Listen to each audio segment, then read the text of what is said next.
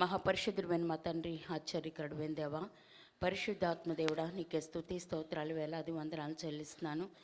గడిచిన పునరుద్ధాన దినం నుంచి నూతన పునరుద్ధాన దినం వరకు కూడా నీ కృపా రెక్కల నీటి కింద మమ్మల్ని భద్రపరిచి మీ సజీవ లెక్కలో ఉంచి మిమ్మల్ని స్తుతించడానికి, ఆరాధించడానికి, గణపరచడానికి మీరు మాకు ఇచ్చిన ఈ మంచి సమయాన్ని బట్టి మీకు వందనాలు, స్తోత్రాలు, స్తుతులు చెల్లిస్తున్నాను ప్రభా. నైనా మరి ఈరోజు మాతో మీరు మాట్లాడమని అడుగుతున్నాను ప్రభా. నీకే స్తోత్రాలు. మమ్మల్ని దర్శించండి, మా జీవితాలు సరిచేయండి నాయన. నీకు తండ్రి ఇష్టమైన మార్గంలో మేము జీవించడానికి, నీకు తండ్రి మహిమ తెచ్చే విధంగా మేము ఉండటానికి నీ కృపతో నింపండి. మమ్మల్ని మేము సరి చేసుకోవటానికి సహాయం చేయండి. ప్రతి దురాత్మ, అంధకార చీకటి శక్తుల యొక్క ప్రభావాలు యేసునామములో కాల్చమని అడుగుతున్నాను ప్రభా. నీ పరిశుద్ధాత్మ శక్తిని ఇక్కడ రిలీజ్ చేస్తున్నాను ప్రభా. ఏ దురాత్మ ఇక్కడ సంచారం చేయడానికి లేదు ప్రభా. నీకే స్తోత్రాలు. ఇది నీ సన్నిధి కదా ప్రభా. నీకే స్తోత్రాలు. ఇక్కడ నువ్వు సంచారం చేస్తున్నావు ప్రభా. చీకటి ఎంత మాత్రము కూడా ఇక్కడ ఉండకూడదు ప్రభా. నీకే స్తోత్రాలు నాయన. నీ వెలుగు చేత ప్రాంగణం అంతా నీ బిడ్డలు కూడా నింపమని అడుగుతున్నాను ఎస్సా. నీకే స్తోత్రాలు. నీ బలమైన హస్త నీడల కింద ఉండటానికి నీ కృపతో నింపండి, కార్యం చేయండి. నన్ను నీ సిలువ చాటుని, దాసుని సిలువ చాటును మరుగుపరుచుకొని బలమైన వర్తమానాన్ని బయలుపరుచుకున్న మా హృదయాల్లో నీ వాక్యాన్ని నింపి బలపరచమని ఈ చిన్న ప్రార్థనతో యేసుక్రీస్తు పవిత్ర నామములో బ్రతిమలు వేడుకుంటున్నాను తండ్రి, ఆమేన్.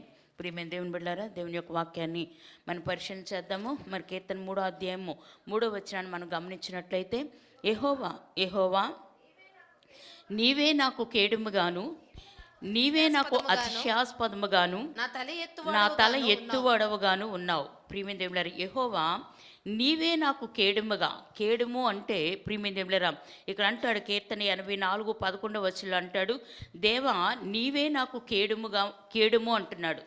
కేడుము అని అంటే ప్రియమైన దేవులారా, అది ఒక రక్షణ కవచం. ప్రియమైన దాన్ని మరి ప్రియమైన దేవులారా, ఆ కవచం ధరించుకుంటే అది కేడుము అంటే దావీదు రాజు కాకమునుపు ఆయన సైన్యంలో పనిచేసిన అనుభవం ఉంది ఆయనకి.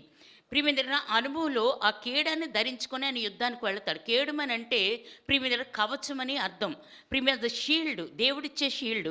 ఇక్కడ అంటాడు కీర్తన 18:2 వచనంలో 144:2 అంటాడు కదా, అతనికి కేడుముని గూర్చి బాగా తెలుసు. అంటే కేడుము అనగా చుట్టూ కప్పి ఉంచే రక్షణ కవచం.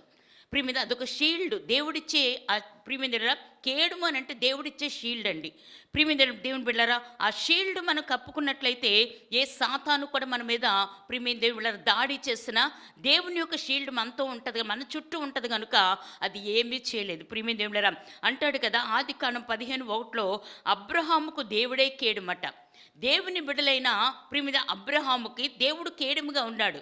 ఏ అపాయము కూడా రాకుండా, ఏ యొక్క శక్తి కూడా అతను తాకకుండా, ఏ శత్రువు కూడా అతని మీద మరి దాడి చేయకుండా అతని చుట్టూ ఏముందంటే రక్షణ కవచం, కేడుము అంటే షీల్డ్ దేవుడిచ్చేది. ప్రియమైన ఈ షీల్డ్ ఉన్నప్పుడు ప్రియమైన ఏ అపాయము కూడా, ఏ సాతాను కూడా ప్రియమైన ఏ దుష్టశక్తి కూడా మన మీద జయం ఉండటానికి వీల్లేదని దేవుని యొక్క వాక్యం సెలవిస్తూ ఉంది.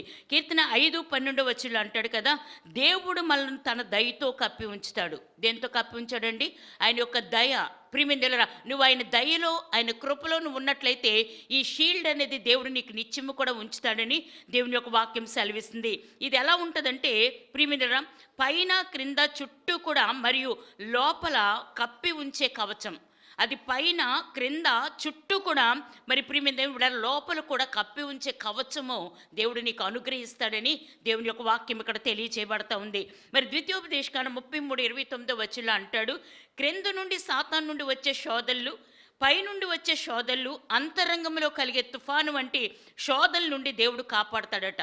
ఈ కవచం ఎందుకనంటే సాతాను నుండి వచ్చే శోధల నుండి, అలాగే ప్రియమైన పైనుండి వచ్చే శోధల నుండి, అంతరంగంలో కలిగే తుఫాను వంటి శోధల నుండి నిన్ను రక్షించడానికి దేవుడు ఈ షీల్డ్ని నీకు అనుగ్రహించాడని దేవుని యొక్క వాక్యం సెలవిస్తుంది. ఎప్పుడు ఇస్తాడు ఈ షీల్డ్? నువ్వు దేవుని యందు భయము భక్తి కలిగి జీవించినట్లయితే, నువ్వు దేవుని మార్గంలో నడిచినట్లయితే దయతో దేవుడు ఆ షీల్డ్ నీకు ఇస్తాడని దేవుని యొక్క వాక్యం సెలవిస్తూ ఉంది. ప్రియమైన దేవుడరా, తండ్రి అయిన దేవుడు యేసు ప్రభును కూడా ప్రియమైన బాల్యంలో హేరోదు యేసయ్యను చంపాలనే కుట్ర నుండి దేవుడు కాపాడాడు. ఈ షీల్డ్ దేవుడికి ప్రియమైన యేసుక్రీస్తుకి దేవుడు అనుగ్రహించాడు. ప్రియమైన దేవుడరా, పరిసయ్యులు యేసయ్యను అవమానపరిచి ఆయన చంపాలని ఆయన చేసిన ప్రయత్నాలన్నిట్లో నుంచి కూడా దేవుడు కాపాడాడు. ప్రియమైన ఏ హేరోదు చంపాలనుకున్నాడు యేసయ్యని, చంపాలనుకున్న ఆ కుట్ర నుంచి దేవుడు కాపాడాడు. అలాగే యేసయ్యని అవమానపరిచి ఆయన చంపాలని చేసిన ప్రయత్నాలన్నిటి నుంచి కూడా దేవుడు యేసయ్యని కాపాడాడు అని దేవుని యొక్క వాక్యం సెలవిస్తుంది. ఎందుకనంటే సిలువకు ముందే యేసయ్యని చంపాలని సాతాను చాలా ప్రయత్నాలు చేసిందండి. కానీ ఆ ప్రయత్నాలు జరగలేదని దేవుని యొక్క వాక్యం సెలవిస్తుంది. ఎందుకంటే ఆయన చుట్టూ దేవుని యొక్క దయ ఉంది, దేవుని యొక్క షీల్డ్ ఉందని దేవుని యొక్క వాక్యం సెలవిస్తుంది. అలాగే దావీదు శ్రమల్లో కూడా ఉన్నప్పటికీ ఆయన దేవుణ్ణి స్తుతిస్తున్నాడు కనుక ఇది దావీదు నుండి మనం నేర్చుకోవాల్సిన మాదిరి.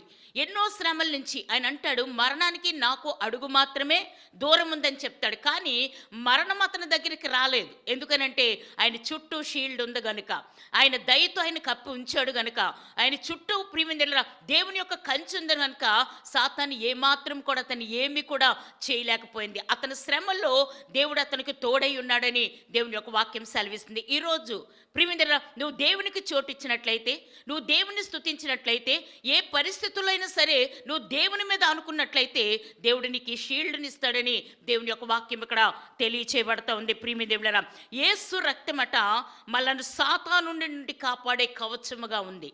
యేసుక్రీస్తు యొక్క రక్తము ప్రియమైన నిన్ను సాతాను చేతుల్లో నుండి కాపాడే ప్రియమైన కవచముగా రక్తం ఉందని దేవుని యొక్క వాక్యం సెలవిస్తుంది. ఆ రక్తముని చుట్టూ దడిగా ఉంచుతాడు దేవుడు.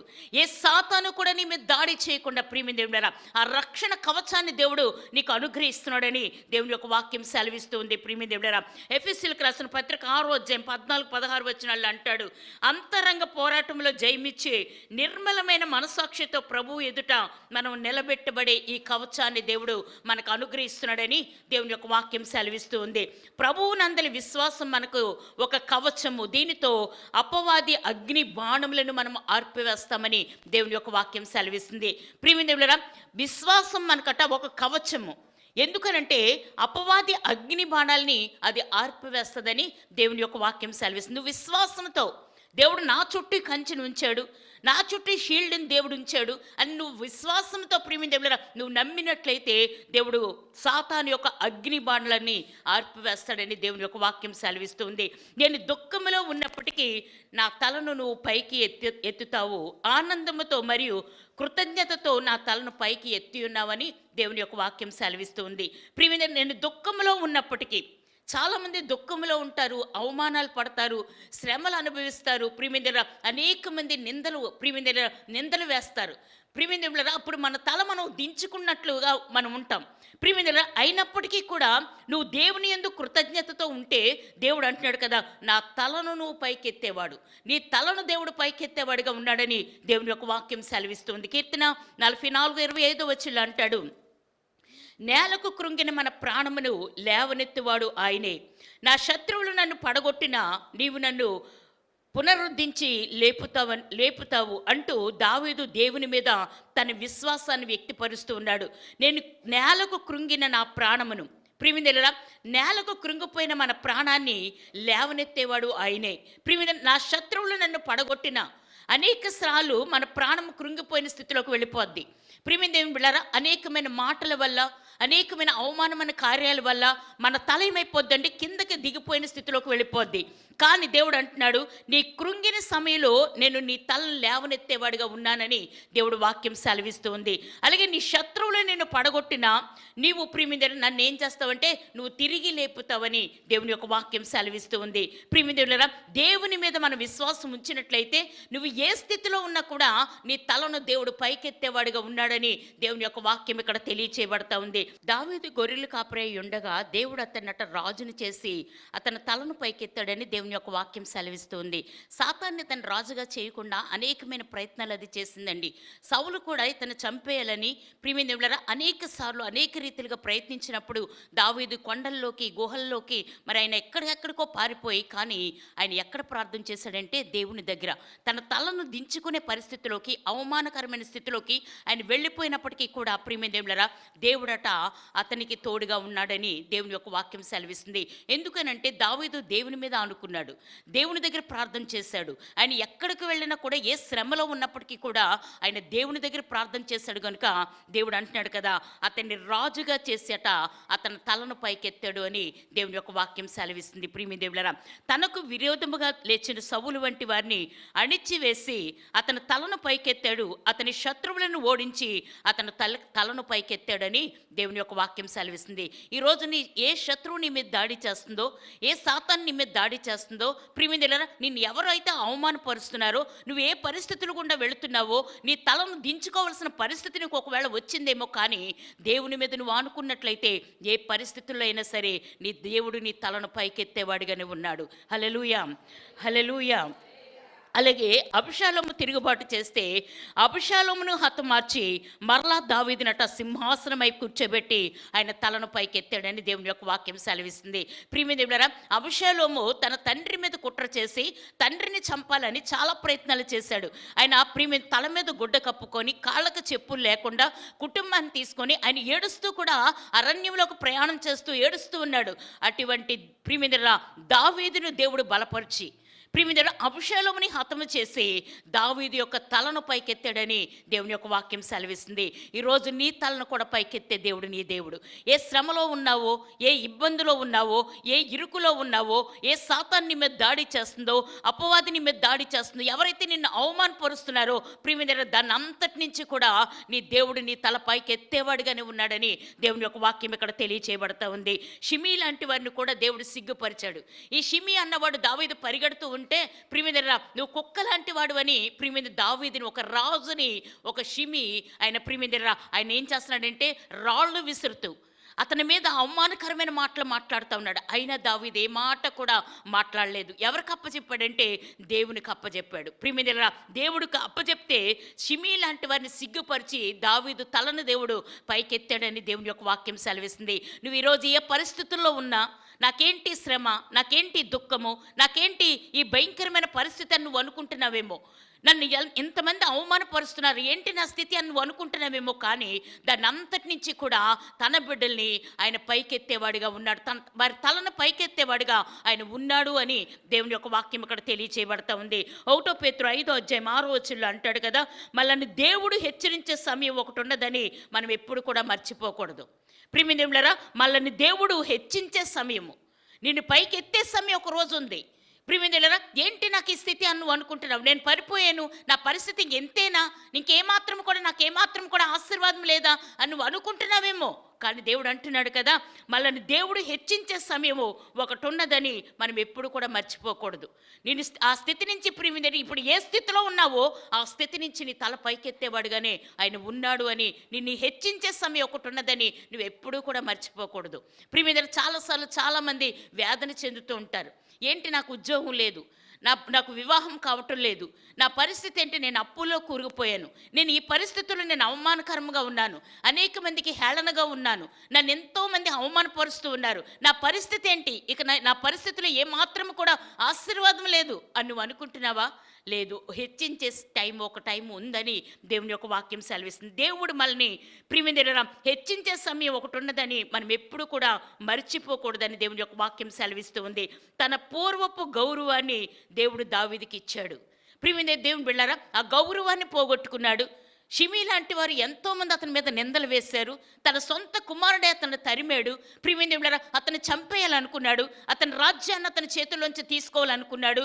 సౌలు కూడా చాలా ప్రయత్నాలు చేసి అతని రాజ్యం తన చేతులు అంటే దావీదుకు వెళ్లకుండా దావీదుని ఏదో రీతిగా చంపాలని చాలా ప్రయత్నాలు చేశాడండి. అయినప్పటికీ ప్రియమైన దేవుని బిడ్డలారా మరి ఆ గౌరవాన్ని అంటే పోగొట్టుకున్న గౌరవాన్ని దేవుడు దావీదుకు మళ్ళీ ఇచ్చినట్టుగా మనకు కూడా దేవుడు ఇవ్వబోతున్నాడని దేవుని యొక్క వాక్యం సెలవిస్తూ ఉంది. యెషయా 61:7 అంటాడు కదా, మన అవమానమునకు రెట్టింపు ఘనత ఉంటుందండి. నువ్వు అవమానపడుతున్నావా? నువ్వు ఎక్కడ అవమానపడుతున్నావో, ఎక్కడ ప్రియమైన నీ యొక్క స్థితి దిగజారిపోయే పరిస్థితుల్లో ఉందో, ఏ పరిస్థితుల్లో నువ్వు శ్రమను అనుభవిస్తున్నావో అక్కడే నిన్ను దేవుడు లేవనెత్తేవాడుగా ఉన్నాడు. ఆ స్థితి నుంచి నీ స్థితిని మార్చడానికి, నీ పరిస్థితిని మార్చడానికి దేవుడు ఇష్టపడుతూ ఉన్నాడు. ప్రియమైన దేవుడరా, మన అవమానమునకు రెట్టింపు ఘనత దేవుడు మనకిస్తాడని దేవుని యొక్క వాక్యం సెలవిస్తూ ఉంది. చాలాసార్లు మా జీవితాల్లో కూడా ఇలాంటి శ్రమలు వచ్చినప్పుడు చాలామంది అనుకున్నారు, మా బంధువులందరూ కూడా అనుకున్నారు, వీడి పని అయిపోయిందిరా, ఇక వీరి కుటుంబం ఏమాత్రం కూడా పైకి రాలేదు, ఇక్కడతో వీరి సమాప్తం, వీరి పని అయిపోయింది. కానీ అక్కడే దేవుడు ఏం చేస్తాడంటే రెట్టింపు ఘనతను దేవుడు మనకిస్తాడు. ప్రియమైన మన స్థితిని మార్చే దేవుడు నీ దేవుడు, మన పరిస్థితిని మార్చే దేవుడు. ఆయనకు అసాధ్యమైనది ఏది కూడా లేదు. ప్రియమైన దేవుడరా, యెషయా ప్రియమైన దేవుడు అంటాడు కదా, 50:2-26 అంటాడు, నా జనులకి ఎన్నటికీ కూడా సిగ్గునొందరు అన్న వాగ్దానం మన కొరకు ఉన్నది కదా. నా జనులకి ఎన్నటికీ కూడా సిగ్గునొందరు. సిగ్గుపడే పరిస్థితుల్లో దేవుడు నిన్ను ఉంచడు. ప్రియమైన దేవుడు, నువ్వు భయపడొద్దు, నేను నిన్ను సిగ్గుపరచును అంటున్నాడు. నువ్వు భయపడవసరం లేదు ఏ విషయాలకు కూడా. ఎందుకనంటే నీ దేవుడు నీకు కవచంగా ఉన్నాడు కదా, నీ దేవుడు నీకు షీల్డ్గా ఉన్నాడు కదా. దేనికి భయపడుతున్నావు? దేనికి? ప్రియమైన దేవుడరా, దేనికి కూడా నువ్వు భయపడవసరం లేదు. ఈ లోకంలో అవమానాలే రావచ్చు, నిందలే రావచ్చు, మరణం మన దగ్గరికే రావచ్చు, కానీ నీ దేవుడు నిన్ను సిగ్గుపరిచేవాడు కాదు. నువ్వు భయపడాల్సిన అవసరం లేదు. ఏ పరిస్థితుల్లో కూడా నువ్వు భయపడొద్దు. ఆయన నిన్ను సిగ్గుపరచడానికి కాదు, నిన్ను ప్రియమైన రెట్టింపు ఘనత ఇవ్వటానికే ఆయన ఇష్టపడుతూ ఉన్నాడు. కనుక ప్రియమైన దేవుడరా, ఆయన మీద మనం అనుకున్నట్లయితే ఏ పరిస్థితుల్లో అయినా సరే, ప్రియమైన ఏ భయంకరమైన స్థితిలో అయినా సరే దేవుని మీద అనుకో. ప్రియమైన దేవుడరా, నువ్వు దేవుని మీద అనుకోకుండా లోకం మీద కానీ, బంధువుల మీద కానీ, స్నేహితుల మీద కానీ, నీ ఇరుగు పొరుగు వారి మీద కానీ అనుకోవటానికి కాదు. నువ్వు దేవుని మీద అనుకో. ఎంత కన్నీరైనా సరే, ఎంత దుఃఖమైనా సరే, నీ దేవుని మీద నువ్వు అనుకున్నప్పుడు ప్రియమైన దేవుడరా, ఆయన నీకు కేడుముగా ఉంటాడు, నీ తల ఎత్తివాడుగా ఉన్నాడు. ఆయన నిన్ను సిగ్గుపరిచే దేవుడు కాదు అని దేవుని యొక్క వాక్యం సెలవిస్తుంది. ప్రియమైన దేవుడరా, ఎవరైతే నిన్ను సిగ్గుపరచాలనుకుంటున్నారో, ఎవరైతే నిన్ను అవమానపరచాలనుకుంటున్నారో, ఎవరైతే నీ మీద ప్రియమైన దేవుడరా అనేకమైన సార్లు దాడి చేయాలనుకుంటున్నారో వారే సిగ్గుపడతారు. ప్రియమైన దేవుడరా, వారి తల నీ ముందు దించబడుతుంది కానీ నీ తలపైకి ఎత్తబడుతుందని దేవుడు వాగ్దానం చేస్తున్నాడు. ప్రియమైన దేవులారా, హల్లెలూయా. కీర్తన 71:21 వచ్చి అంటాడు, భూమి యొక్క అగాధ స్థలముల నుండి మనల్ని మరలా లేవనెత్తి మన గొప్పతనమును అనగా గౌరవమును వృద్ధి చేయవాడు ఆయనే. ప్రియమైన, ఒకవేళ భూమి యొక్క అగాధ స్థలముల్లోకి దిగిపోయేవేమో, నా పరిస్థితి అయిపోయిందని నువ్వు అనుకున్నావేమో. ప్రియమైన, యేసేపు జీవితంలో కూడా అలాగే అయిపోయింది. ఆయన విచిత్రమైన నిలువుటంగి ధరించుకున్నాడు. మరి అన్నదమ్ములు ఏం చేశారంటే వాడిని దూరం నుంచి చూసి కళ్ళకు అనేవాడు వస్తున్నాడు రా, వీడిని ఏం చేద్దామంటే వీడిని చంపేద్దాం అనుకున్నారు. ప్రియమైన, కానీ అక్కడ పెద్ద అన్నదమ్ముని పెట్టి అతన్ని చంపనివ్వకుండా అతన్ని నీరు లేని గోతులోకి తోసేశారు, బట్టలు తీసేసి. ఇతని పని అయిపోయింది అనుకున్నారు. ఐగుప్తు దేశానికి బానిసగా అమ్మేశారు. కానీ రెట్టింపు ఘనతని యేసోపుకు దేవుడు అనుగ్రహించాడు. ఈరోజు ఏ అగాధ స్థలంలో ఉన్నా, ఏ గోతులో ఉన్నా, ఏ భయంకరమైన స్థితిలో ఉన్నా నీ దేవుడు నీతో ఉన్నాడు. కనుక నువ్వు ఎప్పుడు కూడా భయపడొద్దు. సిగ్గుపరచడు నీ దేవుడు, నిన్ను ఎప్పుడు కూడా సిగ్గుపరచడు. తన బిడ్డల్ని ఎప్పుడు కూడా ఎత్తుగానే ఉంచుతాడు. కానీ ప్రియమైన, ఏమాత్రం కూడా ఆయన సిగ్గుపరిచేవాడు కాదు అని దేవుని యొక్క వాక్యం సెలవిస్తూ ఉంది. ప్రియమైన దేవుడరా, యోహాను 12:26 దేవుని సేవించే వారిని ఆయన ఘనపరుస్తాడు. నువ్వు దేవుణ్ణి సేవిస్తున్నావు కదా, ఏ పరిస్థితుల్లో అయినా సరే, నీకు కన్నీరే, నీకు దుఃఖమే, నీకు అవమానమే, నీకు శ్రమే, ఏ పరిస్థితుల్లో అయినా నువ్వు దేవుణ్ణి కనపరుస్తున్నావు కనుక దేవుడు నిన్ను కనపరచడానికి ఆయన ఇష్టపడుతూ ఉన్నాడు. కీర్తన 91:14 అంటాడు కదా, దేవుణ్ణి ప్రేమించే వారిని ఆయన ఘనపరుస్తాడు. నువ్వు దేవుణ్ణి ప్రేమిస్తున్నావు, ఏ పరిస్థితుల్లో అయినా సరే నువ్వు దేవుణ్ణి విడిచిపెట్టలేదు. దావీదు ఏ పరిస్థితుల్లో అయినా కూడా దేవుణ్ణి విడిచిపెట్టలేదండి. ఎంత కష్టం వచ్చినా, ఎంత నష్టం వచ్చినా, ఎంత శ్రమ వచ్చినా, ఎంత దుఃఖం వచ్చినా, మరణానికి నాకు అడుగు మాత్రమే దూరం ఉన్నదని చెప్పినా కూడా దావీదు ఎప్పుడు కూడా దేవుణ్ణి వదిలిపెట్టలేదు. ప్రియమైన దేవుడరా, ఆయన దేవుణ్ణి వదిలిపెట్టలేదు. యేసోపు కూడా దేవుని దగ్గర యథార్థముగా జీవించాడు. బానిసగా ఉన్న ప్రియమైన దేవుడరా, ఆయన పాపానికి దూరంగా పారిపోయి దేవుని దగ్గర యథార్థంగా ఉన్నాడు కనుక ఆయన తలని ఎత్తేవాడుగా, ఆయన ఘనపరిచేవాడుగా దేవుడు ఉన్నాడని, నిన్ను కూడా అలా ఉంచుతాడని, అందుకని ఎప్పుడు కూడా దేవుని విడిచిపెట్టే పరిస్థితి నీ జీవితంలోకి రాకూడదని దేవుని యొక్క వాక్యం సెలవిస్తుంది. యోబు 42:11 యోబు స్నేహితులు ఏమన్నారంటే, నువ్వేదో తప్పు చేసావు, నువ్వేదో పాపం చేసావు. దేవుడట యోబు విషయంలో మంచి సాక్ష్యం ఇస్తే మరి అక్కడ స్నేహితులు ఏమంటున్నారంటే, నువ్వేదో తప్పు చేసావు, అందుకే నీకు ఈ పరిస్థితి వచ్చింది. అందుకే నీకు ఈ పరిస్థితి వచ్చిందని తన ఫ్రెండ్స్ అందరూ కూడా యోబుని అన్నారు. కానీ దేవుడట యోబుని అంటున్నాడు కదా, యోబు 42:11 యోబు సమస్తమును కోల్పోయినప్పటికీ దేవుడట అతనికి క్షేమస్థితిని మరలా ఇచ్చిన తర్వాత ఒక్కొక్కరు కూడా బంగారు ఉంగరమును వరహాను తెచ్చి ఇచ్చి అతన్ని ఘనపరిచారు. ఎవరైతే వద్దనుకొని వెళ్ళిపోయారో బంధువులు, స్నేహితులు, ప్రియమైన సమస్తము కూడా, తన భార్య కూడా నువ్వు దేవుని దూషించి నువ్వు మరణమైపో అంది. ప్రియమైన అందరూ దూరం అయిపోయినా, స్నేహితులు అతని మీద నింద వేసినా దేవుడు అతని క్షేమస్థితిని మరలా అతనికి తిరిగి ఇచ్చాడు. ఎందుకంటే అతను దేవుణ్ణి వదిలిపెట్టలేదు కదా. ఈరోజు ఏ పరిస్థితుల్లో అయినా కూడా నీ దేవుణ్ణి వదిలిపెట్టొద్దు. నీ దేవునితో నువ్వు ఉండు. నీ దేవునితో నువ్వు ఉన్నట్లయితే దేవుడు నీ పక్షంగా కార్యం చేస్తాడని దేవుని యొక్క వాక్యం సెలవిస్తూ ఉంది. 2 రాజులు 25, 27, 28 వచనాలు అంటాడు, యెహోయాకీను రాజు ఖైదీలో నుండి బయటకు తీసుకొని రాబడి అతను గౌరవించబడ్డాడు. ఈ యెహోయాకీను రాజుని మరి పొరుగు దేశం మరి రాజు ఏం చేశాడంటే ఇతన్ని బంధించి చాలాసార్లు వాళ్ళందరినీ కూడా బంధకాల్లో తీసుకుని వెళ్ళిపోయి అతన్ని చంపాలనుకున్నాడు. కానీ అతన్ని మళ్ళీ బయటకు తీసుకుని వచ్చి మునుపటి యొక్క ఆ యొక్క రాజరికాన్ని దేవుడు మళ్ళీ ఇచ్చాడని, అతను గౌరవించబడ్డాడని దేవుని యొక్క వాక్యం సెలవిస్తుంది. నీ మునుపటి స్థితిని దేవుడు మళ్ళీ నీకు ఇస్తాడు. నేను పోగొట్టుకున్నానేమో అనుకుంటున్నావు నువ్వు. నేను అవమానపడ్డానని అనుకుంటున్నావు. నా శత్రువులను నన్ను చాలా పరిస్థితుల్లోంచి నన్ను నా మీద నా శత్రువులు తిరగబడి నన్ను అనేకమైన రీతిలుగా నన్ను నాశనం చేశారని నువ్వు అనుకుంటున్నావేమో. కానీ దేవుడు నీకు జయమిచ్చేవాడుగా, నిన్ను ఘనపరిచేవాడుగా, నిన్ను గౌరవించేవాడుగా, నీ తల పైకెత్తేవాడుగా ఆయన నీకున్నాడు అని దేవుని యొక్క వాక్యం సెలవిస్తుంది. తన శత్రువులు ఎదుట దావీదుకు భోజనం సిద్ధపరిచిన దేవుడు తన కుమారుడైన యేసుక్రీస్తును అవమానపరిచి దూషించి శ్రమల పాలు చేసి చంపిన మృతుల్లో నుండి లేపి ఉన్నతడగు దేవుని కుడిపార్శ్వమును కూర్చుండబెట్టి అందరికంటే ఆయన అధికముగా హెచ్చించి ప్రతి మోకాలు కూడా ఆయన నామములో ఆయనకు వంగినట్లుగా ఆయన్ని దేవుడు చేశాడు. మళ్ళను కూడా ప్రభువు వచ్చినప్పుడు నువ్వు ప్రశంసించబడతావు, నువ్వు ఎత్తబడతావు. నీకు మంచి ఆశీర్వాదకరమైన పరిస్థితిని దేవుడు ఇవ్వాలని కోరుకుంటున్నాడు. ఏ పరిస్థితుల్లో కూడా నువ్వు దేవుని విడిచిపెట్టొద్దు.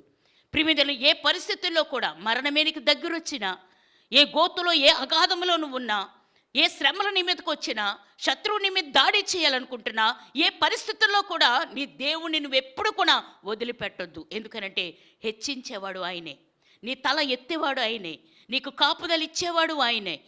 నిన్ను గౌరవపరిచేవాడు, నిన్ను ఘనపరిచేవాడు, నీ శ్రమ నుంచి నిన్ను లేవనెత్తేవాడు కూడా ఆయనే. ఎక్కడ నువ్వు అవమానపడ్డావో అక్కడే నువ్వు గౌరవించబడతావు. ఎక్కడ నువ్వు నీ శత్రువులు నీ మీద దాడి చేశారో అక్కడే నీ శత్రువులు ఎదుటి నీకు భోజనాన్ని సిద్ధపరిచే నీ దేవుడు ఉన్నాడు కనుక ఏ మాత్రము భయపడొద్దు. దేవుడు మళ్ళీ సిగ్గుపరిచేవాడు కాదు. దేవుడి మాటలు మనం వెనుకల్లో దీవించునుగాక. ఆమేన్.